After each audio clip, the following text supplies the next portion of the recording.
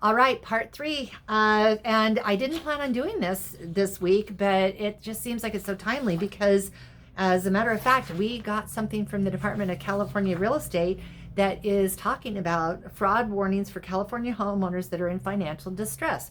So the way this started was that I had a young man that had actually contacted his lender, and they said that he could have a forbearance. And so they gave him the forbearance where they said he did not have to make his house payments for 3 months. And so he didn't understand, though, that if he took that option, that did not stop the potential problems for it. So then we contacted the lender and found out that yes, he did qualify for a forbearance, but in reading an additional fine print on it, that didn't necessarily mean that he was not going to show a late payment.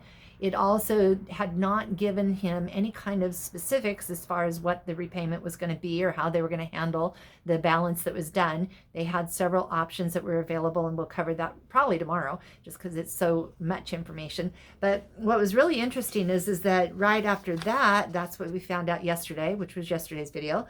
And then today I ran across this, and it has to do with them wanting to make sure that you're aware that there are companies out there that if you are in financial hardship, that they could potentially be scamming you. As a matter of fact, they talked about the fact that you want to protect yourself from being a victim. This really brings back a lot of memories of what I was dealing with and helping people with back in the 2008, 9, 10 times when people were doing the short sales. Matter of fact, they're calling it now a pre-sale foreclosure, so that not a short sale, but a pre-sale foreclosure instead of a short sale. Some of the things too is it gives different warnings that you can do as far as signs of fraud or other red flags. It talks about, making certain that you don't become a victim. It also talks about who you can contact if you believe that you are being scammed or if you're in any kind of a problem in that regard.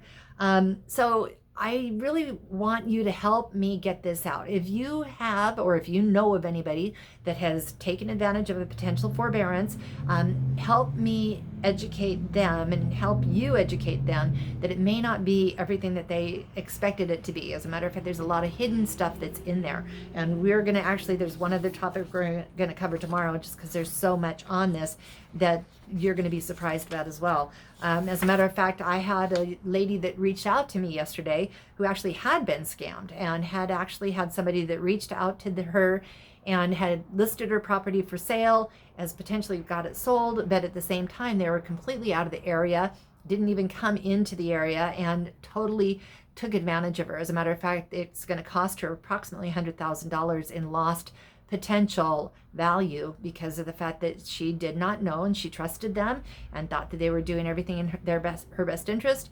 And then somebody told her to call me, and after our conversation, I've actually referred her to an attorney because unfortunately she has been scammed. So this is something that is unfortunately something to be aware of and to be watching out for, especially right now when tensions are so high. I mean, everything that's going on right now as far as the LA and all the different riots and things along this line, tempers are high, tension is high, people are scared, and let's please get out proper information. Nobody wants to lose a house over not being informed with the proper stuff. So I'm called Krista. Easy to reach me. Call Krista at gmail.com. Phone number 805-620-7355. I would be happy to mail this to anybody that wants, or email. If you want, put in the comments, please send it to me in the mail or whatever. I will be happy to get it to you. Make sure you pass this on to family and friends. And let's all stay safe. Let's all stay sane. As always, have an amazingly blessed day. Thanks. Bye.